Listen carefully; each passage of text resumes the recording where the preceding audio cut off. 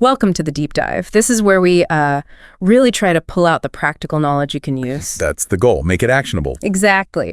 It's got this mix of, self-improvement ideas, some psychology, quite a blend. It really does. Yeah. So our mission here is to extract those key insights, the stuff you can actually apply to, understand things better and maybe tackle life's challenges a bit differently. And what's interesting about this source is how it tries to connect these different ideas, suggesting that real wisdom isn't just about knowing one thing deeply, but about grasping principles that work across different situations. Okay, so let's jump into the first big one, and it's maybe a bit counterintuitive.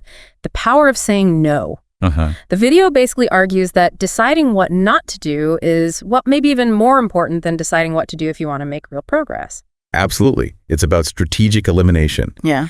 And they use that classic Steve Jobs example, right? Yeah, exactly. When he went back to Apple. It's perfect because Apple had, over 40 products just all over the place. Right. And he just slashed it, cut way back. Apparently rejected nearly 100 new project ideas too. Wow. Almost 100. Yeah. And the result was this intense focus, which, gave us things like the iPhone with just that one home button. Sort of the ultimate symbol of simplifying. That's a great point. And there's that quote in the video from someone who worked closely with him. Oh, yeah. Something like, the most important decisions you make aren't what you do decide to do, but what you decide not to do. Yeah. That's powerful. It really makes you stop and think, not just for running a company, but for your own life, right? Like, what are you saying yes to that's actually holding you back? Exactly. What are the distractions? What commitments aren't really aligned with where you want to go? Saying no is how you carve out space for what matters. The video mentions another example too, a successful investor. Right, the stock investor. Yeah. Their whole strategy basically is saying no almost all the time. Yeah. They filter out the vast majority of opportunities to find those, few really exceptional ones. It shows no isn't negative. It's actually a tool. A tool for focus, for defining your priorities. Precisely. Because if you can't say no, the video argues, you're essentially saying everything has equal value. Which means nothing really has value. Kind of, yeah. It dilutes everything. And they connect that inability to say no to, feeling stuck. Yeah. Stuck in relationships you're not happy in, or jobs you dislike. Makes sense. Because not refusing is still a decision. It's a passive acceptance of the status quo. So maybe the first step is just identifying where in your life a strategic no could make a real difference for you. That's a really good takeaway. Okay, so insight number 2 shifts gears a bit.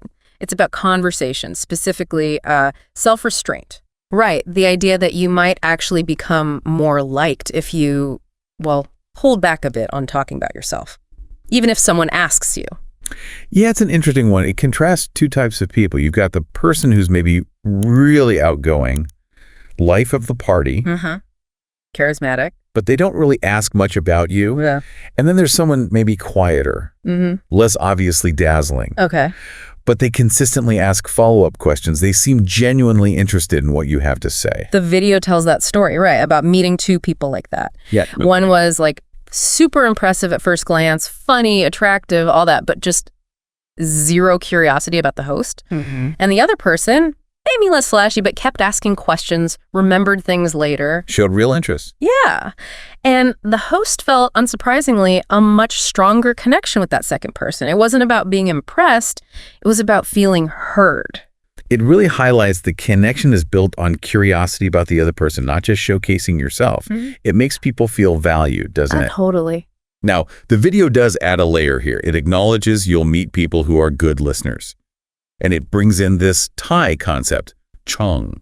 Chong. How would you translate that, roughly? It's kind of like setting the stage, provoking or facilitating a really engaging conversation, making it flow comfortably. It's more active than just listening quietly. Okay. So it's not just about shutting up about yourself. It's about skillfully drawing the other person out. Exactly.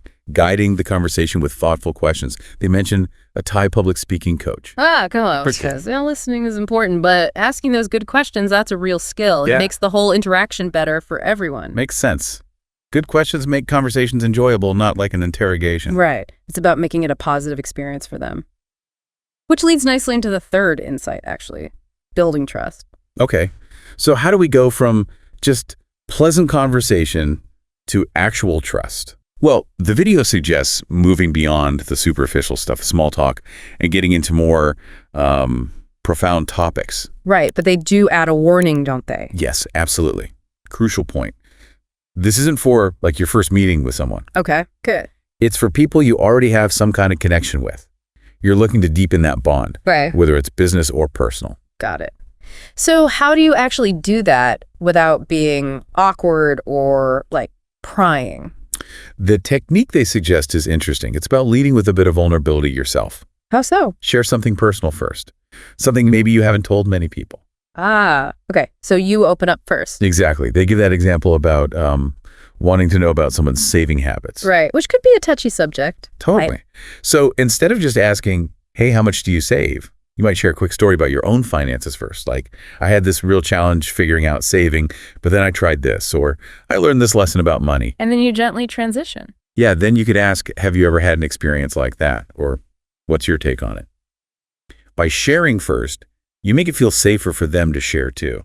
That makes sense. It lowers their guard a bit. And when they do share something more personal, something they probably wouldn't tell just anyone, that's a sign trust is building. The video gives those little checks too, right? Yeah, like if someone tells you something and then says, look, don't tell anyone else. Okay, that's a pretty clear sign. Definitely. Or you could even ask gently, is this something you usually talk about? If they say, no, not really, that also suggests you're building something deeper. And that KEF skill comes back here too, I guess. Making the conversation feel natural and engaging, even when it's getting deeper. Absolutely vital. It's about creating that comfortable space. Okay, so the last key insight, number 4. This one really hit home for me. Balancing, thinking, and doing. Ah, yes. Aligning what's in your head with what you actually execute.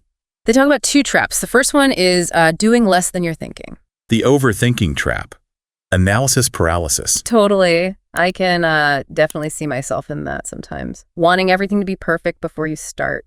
Yeah, the video describes it as getting so caught up in wanting every idea to be flawless or revolutionary Yeah. that you just delay. You're afraid of making mistakes. And you miss opportunities. There's that quote from the senior figure they mentioned. The advice, yeah. If you don't do it, you won't know where it's wrong. Do it now and you'll find out. So direct. But true, right? You learn by doing, by making those mistakes. Overthinking stops that learning process. Okay, but then there's the flip side. The other trap. Right. Thinking less than you're doing. The just grind it out mentality. Exactly. Believing that just putting in the hours, just keeping busy will automatically lead to success without enough, strategic thought behind it. The video uses the host's own experience here, which was quite revealing. Yeah, talking about creating content, right? Videos, podcasts. Spending like insane hours producing stuff, 8, 10 hours a day. Believing that eventually, just through sheer volume, it would work. But hitting burnout instead, and the results weren't really there. And the key insight was the imbalance. All that time on execution. Massive effort. But maybe only 5 or 10 minutes spent on the actual idea, the planning, the strategy. Is this the right thing to be doing? And when they shifted that, spent more time on the thinking part up front. The results apparently changed dramatically. Huge jump in listeners, viewers. It really shows you can work incredibly hard, but not smart, I guess, if the thinking isn't there. Precisely. So the video urges anyone who's deep in the doing phase to ask themselves, am I spending enough time on the thinking part? Is my effort directed effectively? Because you need both, right? The thoughtful plan and the consistent action. It's about that balance. That's the core message. Yeah. Success comes from integrating them. Okay, so just to quickly recap this deep dive from amazing storytelling. We hit 4 main points. First, the surprising power of saying no to create focus. Right. Then, the art of conversation, holding back a bit on yourself and drawing others out to build connection. That act new idea. Third, building real trust by moving beyond small talk, sharing a bit yourself first to encourage deeper conversation. And finally, that crucial balance between thinking and doing, avoiding the traps of overthinking or underthinking. Yeah, they're quite diverse principles, but they all seem to point towards living with a bit more wisdom, more intention. Definitely more intention. So the final thought we want to leave you with is this. Thinking about those 4 ideas, the know, the listening, the deeper trust, the think to balance, which one feels most relevant to you right now? Where might applying just one of those principles start to make a difference in how you approach things? Something to chew on. How can you take one of these insights and start living it, even in a small way, for a more impactful life?